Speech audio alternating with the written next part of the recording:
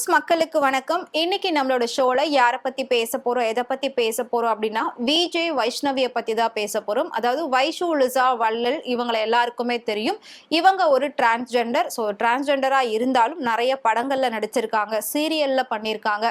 அது மட்டும் இல்லாம இவங்க பெரிய அளவுல சர்ச்சைக்குரிய பெயர்களும் வாங்கியிருக்காங்க, நிறைய விமர்சனங்களுக்கும் ஆளாகியிருக்காங்க. ஸோ கொஞ்சம் மாதங்களுக்கு முன்னாடி பாத்தீங்கன்னா விஜய் டிவில கலக்க போவது யாரு அப்படிங்கிற ஒரு ப்ரோக்ராம்ல அறிமுகமான நாஞ்சில் விஜயனுக்கும் இவங்களுக்கும் பல பிரச்சனைகள் ஏற்பட்டது. ஸோ அதாவது நாஞ்சில் விஜயன் ஆரம்பத்துல தான் கூட ஃப்ரெண்டா பழகினாரு, அதுக்கப்புறமா அது லவ்வா மாறி ரெண்டு பேருமே லிவ் இன் ரிலேஷன்ஷிப்ல இருந்தோம். ஸோ நாஞ்சில் விஜயனுக்கு அவங்க வீட்டுல ஒரு பொண்ணை பார்த்து கல்யாணம் பண்ணாங்க. கல்யாணத்துக்கு அப்புறமும் கொஞ்ச நாள் அவர் என் கூட தொடர்புல தான் இருந்தாரு.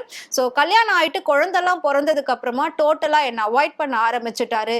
ஸோ என் கூட அவர் ஃப்ரெண்ட்லியா பேசினா கூட போதும், அவர் பேசாம அவரை பார்க்காம என்னால இருக்க முடியல, ரொம்ப கஷ்டமா இருக்கு, நான் உண்மையிலே ட்ரூவா லவ் பண்ணேன், ஸோ அவரும் என் கூட பழகின வரைக்கும் என்கிட்ட ரொம்ப உண்மையா நடந்துக்கிட்டாரு அப்படின்ற மாதிரிலாம் நிறைய குற்றச்சாட்டுகளை நாஞ்சில் விஜயன் மேல வச்சிருந்தாங்க. ஸோ அவங்க பேசின ஆடியோ வீடியோ இந்த மாதிரி நிறைய விஷயங்கள் லீக் ஆயிருந்தது. ஸோ இதை வச்சுலாம் மிகப்பெரிய ஒரு பிரச்சனை பண்ணியிருந்தாங்க. ஸோ அதுக்கப்புறம் வைஷுவே பார்த்தீங்கன்னா அந்த கேஸை வாபஸ் வாங்கிக்கிறேன், நான் பேசினது தப்பு தான் அப்படின்ற மாதிரி அவங்க ஒத்துக்கிட்டாங்க. ஸோ அதுக்கு காரணம் நாஞ்சில் விஜயன் வந்து அவங்க ஒய்ஃபோட அவங்க குழந்தையோட சேர்ந்து போட்ட ஒரு வீடியோ தான். ஏன் அப்படின்னா எங்களோட ஃபேமிலியில நாங்கள் ஹாப்பியாக தான் இருக்கோம், வைஷு வந்து எப்பவுமே ஃப்ரெண்ட்லியாக தான் வீட்டுக்கு வருவாங்க போவாங்க, ஆனால் இந்த மாதிரி ஒரு குற்றச்சாட்டை அவர் மேலே வைப்பாங்கன்னு நான் எதிர்பார்க்கவே இல்லை, அவங்களே முன்னாடி இருந்ததை எங்களோட கல்யாணத்தெல்லாம் நடத்தியிருக்காங்க அப்படின்ற மாதிரி அவங்க ஃபேமிலியோட சேர்ந்து பேசியிருந்தாங்க. ஸோ இது எல்லாத்தையும் பார்த்துட்டு வைஷு வந்து அப்படியே அந்த கேஸை வந்து வாபஸ் வாங்கிட்டாங்க. சோ அதுக்கப்புறம் நாஞ்சில் விஜயன் தன் ஃபேமிலியோட ஒரு ஹாப்பியான லைஃபை ரன் பண்ணிட்டு இருந்தாரு. சோ அவருக்கான ரசிகர்கள் எப்பவுமே அவருக்கு ஆதரவா தான் பேசிட்டு இருப்பாங்க. சோ அதை வச்சு நாஞ்சில் விஜயன் தன் குழந்தையோட பேர்ல நயனிகா பொட்டிக் அப்படின்னு சொல்லி ஒரு ட்ரெஸ் பொட்டிக்கை வந்து ஸ்டார்ட் பண்ணியிருந்தாரு. அதுல வந்துட்டு கேர்ள்ஸுக்கு தேவையான ரெடிமேட் டாப்ஸ், கவுன் இந்த மாதிரி விஷயங்கள்லாம் சேல் பண்ணியிருந்தாங்க. ஸோ அப்பப்போ வந்து எக்ஸ்போ போடுறது இந்த மாதிரி விஷயங்களும் பண்ணிட்டு இருந்தாங்க.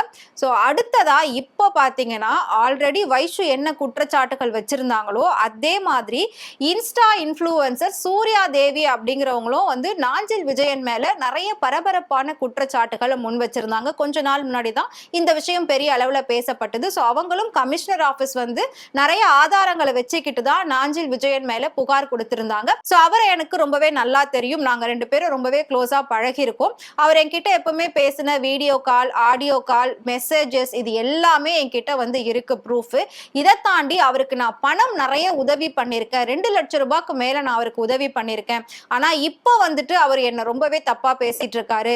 ஸோ என் பணத்தை இப்ப நான் திருப்பி கேட்கிறேன், ஆனா எனக்கு கொடுக்க மாட்டாரு. அவருக்கு தேவையானப்போ அந்த பணத்தை நான் உதவி பண்ணேன், இப்போ எனக்கு தேவைப்படுது அப்படின்னு சொல்லி நான் அவர்கிட்ட கேட்கிறேன், ஆனா இல்ல அப்படின்னு சொல்லி என்னை வந்து மிரட்டுறாரு, நீ யாருன்னே தெரியாதுன்னு சொல்லி என்னை வந்து அவாய்ட் பண்றாரு, என்னை ரொம்ப தகாத வார்த்தைகளால பேசுறாரு, அவர் பேசின அந்த ஆடியோ கூட என்கிட்ட இருக்கு அப்படின்னு சொல்லி பரபரப்பா கமிஷனர் ஆபீஸ் முன்னாடி நின்று பிரஸ் மீட் எல்லாம் கொடுத்திருந்தாங்க. சோ அவங்க வைஷுவோட பேரையும் சேர்த்து அதுல சொல்லியிருந்தாங்க. ஏன்னா வைஷு கிட்ட அவர் என்னென்னலாம் பண்ணியிருந்தாரோ, வைஷுவும் அவங்களுக்கு நிறைய காசெல்லாம் கொடுத்து உதவி பண்ணியிருக்காங்க, அதே மாதிரி தான் நானும் இருந்தேன். சோ இப்ப நானும் வந்து இதுல பாதிக்கப்பட்டிருக்கேன், என்னோட பணத்தை மட்டும் திருப்பி வாங்கி கொடுத்துருங்க, வேற எதுவும் வேண்டாம் அப்படின்ற மாதிரி சூர்யா தேவி ஒரு பரபரப்பான குற்றச்சாட்டை முன் வச்சிருந்தாங்க. இதை பார்த்த நாஞ்சில் விஜயன் என்ன பண்ணாரு அப்படின்னா சோ அவங்களுக்கும் எனக்கும் சம்பந்தமே இல்லை அப்படின்ற மாதிரி தான் நிறைய இடத்துல பேசியிருக்காரு. பட் நேரடியா அவர் எந்த ஒரு விளக்கமும் இதுக்கு கொடுக்கவே இல்லை. அதுக்கு நடுவுல ரீசெண்டா நான் சொன்ன மாதிரி நயனிகா பொட்டிக்ல இருந்து ஒரு எக்ஸ்போ போட்டிருந்தாங்க.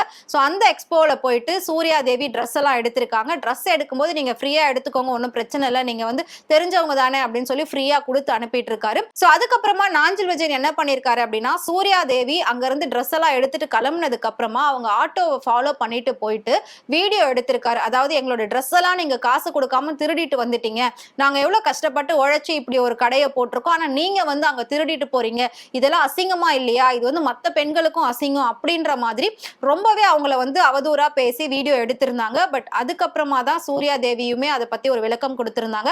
அவர் தான் நான் கடைக்கு போறப்ப எந்த பிரச்சனையும் வரக்கூடாது அப்படின்றதுக்காக என்கிட்ட நல்லா பேசி ட்ரெஸ் எல்லாம் கொடுத்தாரு, நான் பே பண்றேன்னு சொன்ன வேணான்னு சொன்னாரு, ஆனா வேணும்னே என்ன பின்னாடி ஃபாலோ பண்ணிட்டு வந்து நான் இப்படி திருடினேன்னு என் மேல வந்து பொய்யான குற்றச்சாட்டை வைக்கிறாரு அப்படின்ற மாதிரி சூர்யா தேவி பரபரப்பான ஒரு புகார் கொடுத்திருந்தாங்க.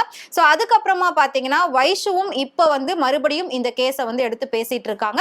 சோ நானும் நாஞ்சில் விஜயனுக்கு 2 லட்சம் ரூபாய்க்கு மேல பணம் கொடுத்திருக்கேன், எனக்கு எதுவுமே வேணாம், எனக்கு வந்து பணத்தை மட்டும் திருப்பி கொடுக்க சொல்லுங்க, அவர் இந்த மாதிரி இன்னும் எத்தனை பேரை ஏமாத்திருக்காரு, எத்தனை பேர்கிட்ட பணத்தை வாங்கியிருக்காரு அப்படின்றது தெரியாது, சோ தெரிஞ்சு பண்ண இந்த 2 பேருடைய பணத்தையும் செட்டில் பண்ண சொல்லுங்க அப்படின்ற மாதிரி வைஷு மறுபடியும் நாஞ்சில் விஜயன் மேல கேஸ் கொடுத்திருக்காங்க. சோ அது மட்டும் இல்லாம நாஞ்சில் விஜயனுக்கு இருக்கக்கூடிய ரசிகர்கள் வைஷுவுக்கும் சூர்யா தேவிக்கும் நிறைய கெட்ட வார்த்தைகள் போட்டு கமெண்ட் எல்லாம் பண்றாங்களா. அதாவது நீ எல்லாம் செத்துடு, எதுக்கு உயிரோட இருக்க அப்படின்ற மாதிரி கெட்ட கெட்ட வார்த்தைகளால கமெண்ட் பண்ணிட்டு இருக்காங்களாம். சோ அதுக்கு பதிலடி கொடுக்கிற விதமா வைஷு என்ன சொல்லியிருக்காங்க அப்படின்னா, நாஞ்சில் விஜயனுடைய ரசிகர்கள் என்ன ரொம்ப ஆபாச வார்த்தைகளால திட்டிட்டு இருக்காங்க, தப்பு தப்பா கமெண்ட் போட்டுட்டு இருக்காங்க, என்ன வந்து சாவு அப்படின்னு சொல்றாங்க. நான் செத்து போறதுல எனக்கு எந்த பிரச்சனையும் கிடையாது. ஆனா நான் செத்தா கண்டிப்பா அடுத்த செகண்டே நாஞ்சில் விஜயன் ஜெயிலுக்கு போறது உறுதி. அவரை தான் ஃபர்ஸ்ட் அரெஸ்ட் பண்ணுவாங்க. ஏன்னா அவருக்கு நான் என்னென்ன பண்ணியிருக்கேன் எல்லா விஷயமும் என்கிட்ட ஆதாரத்தோடு இருக்கு. ஸோ அதை வந்து நான் என் ஃப்ரெண்ட்ஸ் சர்க்கிள்ல ஷேர் பண்ணியும் வச்சிருக்கேன். அப்படி எனக்கு ஏதாவது ஆபத்துனா கூட அதுக்கு அவங்க தான் காரணம், அவங்க சைடு தான் காரணம் அப்படின்ற மாதிரி முழு ஆதாரத்தையும் நான் வச்சுட்டு தான் இருக்கேன். ஸோ அதனால நான் செத்துட்டேன் அப்படின்னா உடனே நாஞ்சில் விஜயனை கைது பண்ணிடுவாங்க, அவர் ஜெயிலுக்கு போயிடுவாரு, அவரோட ஃபேமிலி வந்து ஸ்பாயில் ஆயிடும். பட் அதெல்லாம் நான் விரும்பல. என் பணத்தை மட்டும் எனக்கு கொடுக்க சொல்லுங்க. அது மட்டும் இல்லாம நான் வந்து ஒரு கஞ்சா வியாபாரி அப்படின்லாம் சொல்லி அவர் என்ன கெட்ட வார்த்தைகளால திட்டிருக்காரு. ஸோ அதுக்கும் என்கிட்ட மன்னிப்பு கேட்கணும் அப்படின்ற மாதிரி பல குற்றச்சாட்டுகளை முன் வச்சிருக்காங்க வைஷு. ஹலோ மக்களே, எல்லாருக்கும் வணக்கம். இது எதுக்குன்றதை நான் உங்களுக்கு அப்புறமா சொல்றேன். ஓகே, இந்த பதிவு யாருக்குன்னா திரு நாஞ்சில் விஜயன் அவர்களுக்கு தான். ஏன் அப்படின்னு பார்த்தீங்கன்னா, அவரோட பிரச்சனைக்கே நான் போலங்க. நாஞ்சில் விஜயனுடைய கமெண்ட்ஸ் எல்லாம் வந்துட்டு நிறைய பேர் அவரோட ஃப்ரெண்ட்ஸு தெரிஞ்சவங்கெல்லாம் எனக்கு தப்பு தப்பா அசிங்கமா நீ எதுக்கு இருக்க, உயிரோட இருக்கியா, செத்து போயிடுவியா. நான் செத்து போனாலும் ஜெயிலுக்கு அவர் தாங்க போவார், நான் எது பண்ணாலும் அவர் தான் போவார். நான் தப்பு பண்ணலை. என்ன நடந்திருக்குன்றது எனக்கும் திரு நாஞ்சில் விஜயனுக்கும் மட்டும்தான் தெரியும். அது நானும் அவரும் பேசி நாங்கள் முடிச்சுப்போம். ஓகேவா? மீடியாவுக்கு வந்ததுனால தான் நீங்கள் கமெண்ட்டும் பண்ணுறீங்கன்றது எனக்கு புரியுது. சில தற்கூரிகள் என்ன சொல்லுவோம், நீங்கள் மீடியாவுக்கு போனதுல நாங்கள் கமெண்ட் பண்ணுறோன்னுட்டு. எங்களோட பர்சனல் விஷயத்த மீடியா வரைக்கும் வந்ததுனால தான் நீங்கள் எல்லாம் தகுதி இல்லாத நாய்க்கள் எல்லாம் பேசுறீங்கன்னு எனக்கு புரியும்.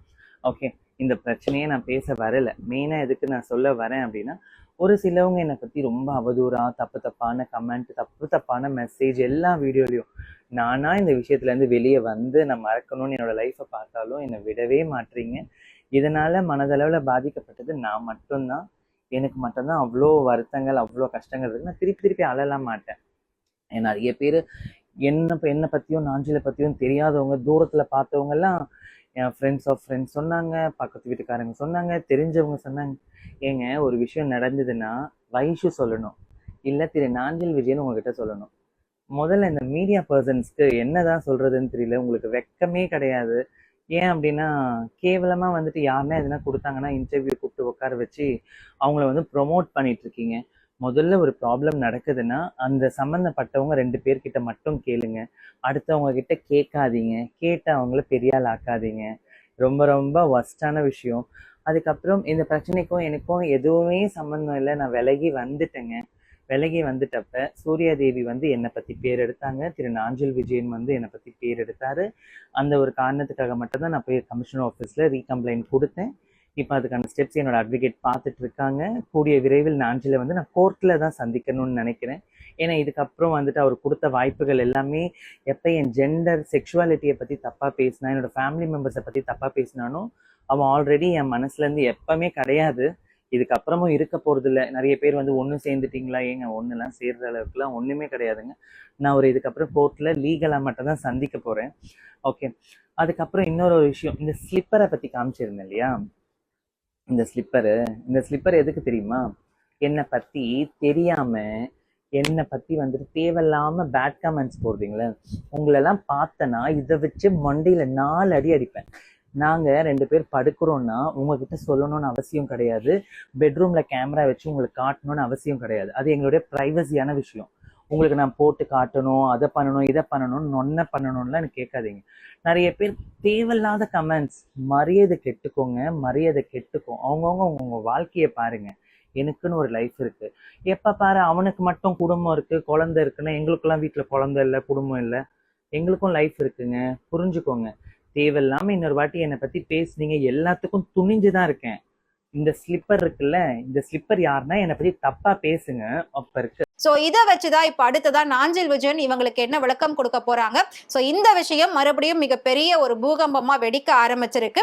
போலீஸ் வரைக்கும் இது போயிட்டு சட்ட ரீதியான நடவடிக்கைகள் கண்டிப்பா இதுல எடுப்பாங்க அப்படின்னு சொல்லி 2 தரப்பு உள்ள ரசிகர்களுமே வந்து சொல்லிட்டு இருக்காங்க. இதுல யார் பக்கம் உண்மை இருக்கு, யார் பக்கம் பொய் இருக்கு அப்படிங்கறத கண்டிப்பா தீவிர விசாரிச்சு அதுக்கான விசாரணை நடத்தி குற்றவாளிக்கான உரிய தண்டனையும் நிரபராதிக்கான உரிய தொகையையும் நீங்க வாங்கி கொடுக்கணும்.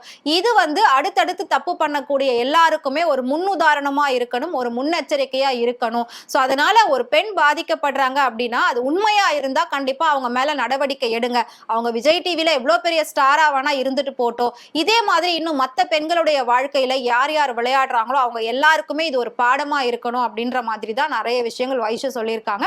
சோ இதுக்கெல்லாம் நாஞ்சில் விஜயன் என்ன பதில் சொல்ல போறாரு, அவங்க குடும்பத்தோட சேர்ந்து என்ன மாதிரியான விஷயங்கள் வந்து எதிர்கொள்ள போறாங்க அப்படின்றத நம்ம வெயிட் பண்ணி பார்க்கலாம். அதுக்கு முன்னாடி வைஷு சொன்னதை பத்தி நீங்க என்ன நினைக்கிறீங்க அப்படின்றத மறக்காம கமெண்ட்ல சொல்லுங்க. சோ இதே மாதிரி சினிமா பத்தின அப்டேட்ஸ் டெய்லி தெரிஞ்சுக்கணும் அப்படின்னு நினைச்சீங்கன்னா மறக்காம ஃப்ரெண்ட்வுட் சேனலை ஃபாலோ பண்ணிக்கோங்க.